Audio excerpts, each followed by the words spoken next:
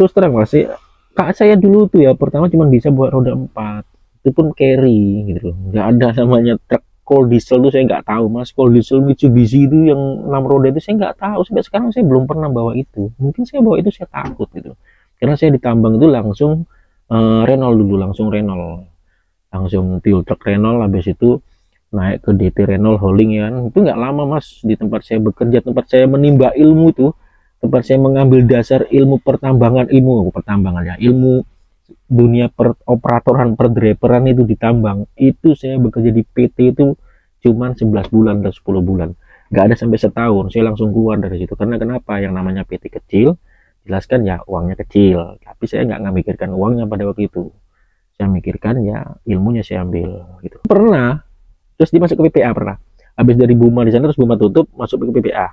Nah, masuk di PPA cek ya, pas masuk di PPA dia bawa DT. Nah, bawa DT ya, 2017 tuh waktu itu, 2017 ya, dia buat DT di situ, saya masuk situ karena saya kan udah 2 tahun nggak kerja, saya coba masuk PPA, masuk saya di PPA si Kaltim dulu. Nah, pas di situ kan aku training orientasi ya, jadi dia orang yang orientasi saya gitu.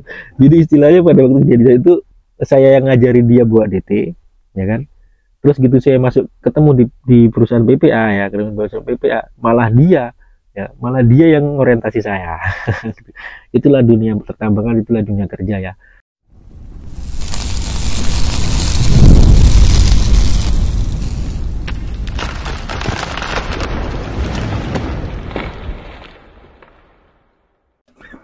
Halo, assalamualaikum warahmatullahi wabarakatuh. Salam sejahtera untuk kita semua.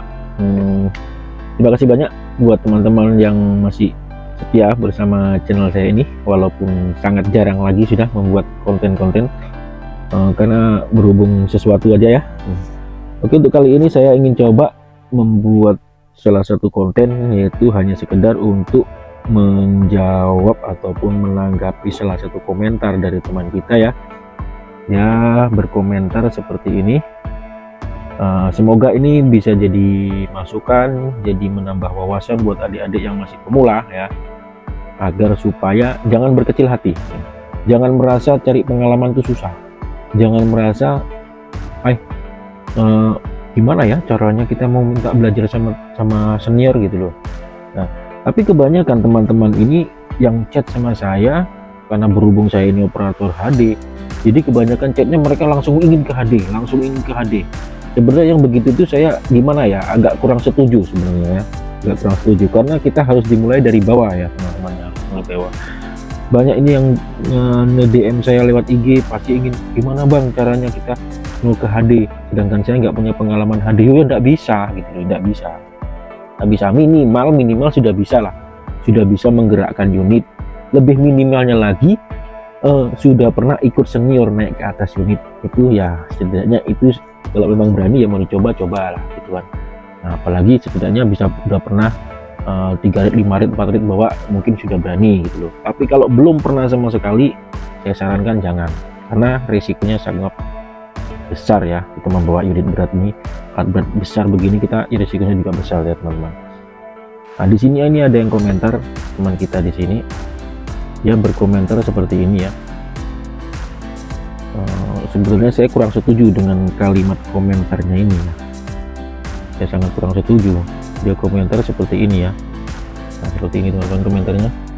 Dia berkomentar seperti ini, cari pengalaman kerja itu nggak mudah juga, mau ngelamar tanpa pengalaman itu yang susah. Memang susah, awal-awal nyari pengalaman pasti susah banget ya, memang susah banget kalau kita memang orangnya vakum, orangnya nggak mau bergerak, orangnya nggak aktif, memang susah. Apalagi di zaman sekarang rata-rata pelit ilmu. Kalau masalah pelit ilmu, saya rasa zaman sekarang malah gampang, beda dengan zaman dulu gitu. Oke lah, saya akan coba menanggapi pertanyaan ini ya, berdasarkan pengalaman saya, karena saya dulu memang di awal dari nol, tanpa training berbayar, istilah asli dimulai dari helper saya dulu.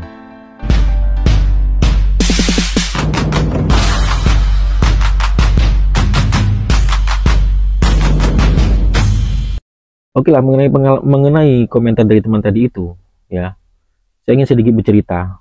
Pada waktu dulu awal mula saya masuk kerja di perusahaan saya pengenal dunia pertambangan itu dari nol teman-teman ya. Saya jelaskan lagi ya, saya dulu kenal dunia pertambangan dari umur 28 tahun. Umur 28 tahun posisi itu saya non skill teman-teman ya. Saya posisi non skill. Jadi agar gimana lah teman-teman di luar sana yang ingin pemula, jangan berkecil hati dengan umur ya gitu. Jangan berkecil hati dengan umur. Memang sih menangnya saya dulu, saya sudah berada di lokasi ya. Saya sudah berada di wilayahnya dunia tambang ya, wilayahnya pertambangan gitu loh pada waktu itu. Tapi terus terang saya awalnya juga nggak selera dengan dunia pertambangan. Itu karena kepepet aja waktu itu. Saya masuk tambang, coba-coba gitu loh. Memang awalnya tuh non skill mas. Saya non skill di tambang yang baru buka mas. Makanya saya sarankan buat adik-adik, usahakan PT yang baru buka, yang masih kecil, istilahnya masih baru 3 pit, 4 pit. Jangan yang besar dulu. Karena kalau sampai di perusahaan yang besar, langsung perusahaan yang karyawannya banyak, yang sudah bilang berkelas, berat, sampean nggak bakal sampean naik-naik, itu nggak bakal. Nah, masuklah ke PT yang masih cenceremen lah istilahnya, masih cenceremen ya lah, masih amburadul lah ya. Nah, di situ kita masuk. Nah, biar jadi apapun terserah, mau congkel men, kayak mau apa, kayak yang sakit-sakit masuk saja gitu loh. Walaupun jangan peduli malu umur, nggak usah peduli. Kita masuk dulu ke situ. Nah, tapi kita di dalam itu harus aktif teman-teman ya, harus aktif. Dalam aktif itu seperti apa? Aktif itu begini loh. Kita masuk, cari kawan gitu loh. Cari kawan, umpamanya kita dari bawah dulu, jangan langsung ke HD, jangan langsung ke Arctic, jangan langsung ke DT yang besar-besar dulu. Yang umpamanya kita carilah yang suasana yang kira-kira agak senggang ya. Mana sih operator yang agak senggang? Contohnya kayak fuel ya, fuel truck kan habis ngisi senggang istirahat. Apalagi biasanya kalau PT yang kecil-kecil itu dia posisi antara logistik sama fuel itu biasanya nggak terlalu jauh, masih dalam lingkupan logistik aja, masih dalam lingkup logistik. Aku rasa masih untuk komunikasi itu sangat gampang gitu loh teman-teman. Ya berkomunikasi lah sama senior, dia dekat ngobrol ya kan, didekati kan, apa yang dia hobi ya kita dekati. Pemaji dia ngopi-ngopi, suka hobi-hobi ya kita ayo ngopi, bergaul, kita bergaul. Kalau sampean terus apa pasif ya, maaf cakap lah, anak-anak sekarang, adik-adik sekarang ini maaf cakap ya, mohon maaf ya bagi yang suka game ya, kebanyakan kalau sudah ngegame saya perhatikan tuh udah nggak mau berbuat apa-apa gitu loh, udah gini aja akhirnya ya itu. Nah, dia posisi masih muda kadang kan masih seneng game, nggak berpikir aku kerjaanku ini enak tidur aja udah tetap dibayar. Kebanyakan seperti itu mas, karena terus terang saya dulu punya pengalaman seperti itu di perusahaan saya dulu bekerja ya. Waktu saya masih supir, saya sudah supir nih, saya dari perusahaan pertama ya kan, saya sudah cuma 3 bulan saya mas, cuma 3 bulan saya jadi helper, habis itu saya langsung jadi supirnya. Karena pada waktu itu saya lagi itu aktif, apalagi sama-sama orang Jawa, kadang kan beda suku juga ada masalah. Aslinya yang dibilang pelit itu tidak ada. Kita sebagai senior, sebagai yang sudah tahu kerja, kalau ada anggota yang tanya sama saya, monggo ayo bilang. Demikian juga saya di sini sering ada teman gitu kan, mas bisa naik ke mas, oh monggo naik ke atas, biarpun jam istirahat saya naik, monggo. Tanya-tanya dalam kabin, ini apa mas artinya, saya ajari mas, alhamdulillah saya ajari, ini begini, ini begini, begini. Nah, saya ajari, nggak ada senior kita di sini yang sombong, yang pelit, saya rasa nggak ada. Cuman karena kalian aja tidak ada pendekatan gitu. Dekati senior itu seneng kok, ya punggung, ya siapa tahu ya kalau perokok ya mas ngerokok, nah, itu sudah seneng kita kok, enggak minta lebih gitu. Kita juga berpikir seneng kok, orang ingin belajar, ingin cepat bisa, ingin posisinya seperti saya juga seneng. Mungkin teman-teman semua ini biar ratusan orang di sini tuh seneng kok mas, nggak ada yang nggak seneng gitu loh. Tinggal kemauan kalian aja yang merasa ingin belajar atau enggak. Kita nggak mungkin dong nawarkan, ayo belajar sama aku, enggak, kita nggak mungkin. Tapi terus terang ya, kalau di tempat saya bekerja saya nggak berani. Terus terang saya sudah ngomong, kalau untuk mengendarai sembunyi-sembunyi saya nggak berani. Di tempat perusahaan saya bekerja saya nggak berani dan saya nggak mau, karena saya masih ingin bekerja lama. Karena resikonya akan saya kena PHK, saya nggak boleh ya, karena saya masih ingin bekerja di sini. Gitu.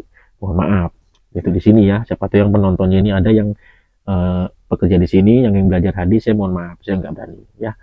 Saya hanya bercerita, usahakanlah masuk ke PT yang kecil, yang kelas-kelas kecil itu biasanya safety-nya itu kurang terlalu ketat ya. Masih ada toleransinya gitu loh. Banyak kok PT di luar sana yang banyak toleransinya gitu loh. Banyak toleransinya banyak. Contohnya kayak saya dulu 3 bulan langsung naik driver. Tapi ya gitu, intinya kita harus punya modal mas, jiwa pemula. Jangan kita omplongan gitu, nggak boleh kita kalau omplongan ya.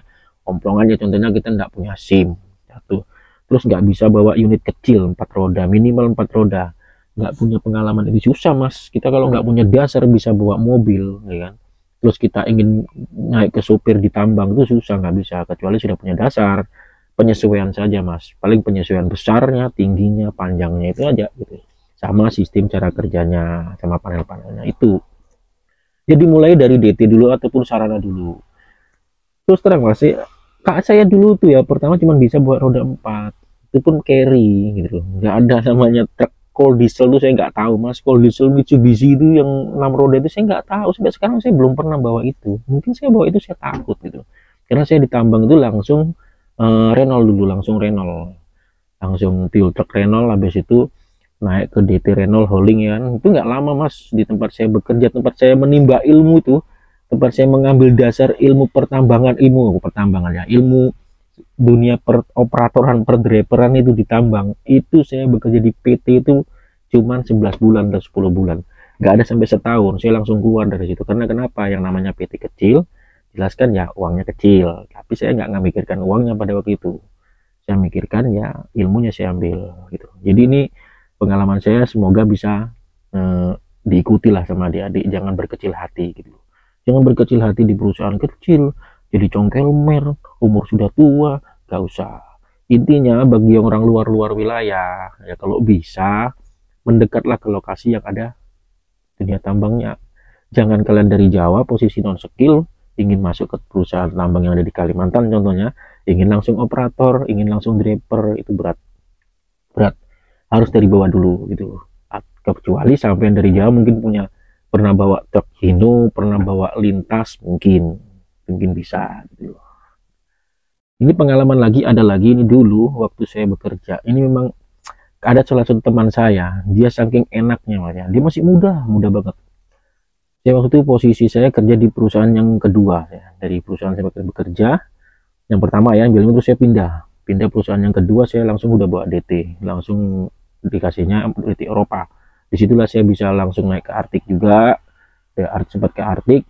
Nah disitu pada waktu saya hauling buat 12 roda, pada waktu itu ada salah satu teman ya, dia awalnya masuk, ini teman ini saya cerita contoh ya, dia awalnya masuk di perusahaan itu posisinya supir sarana yang bagi-bagi nasi ya.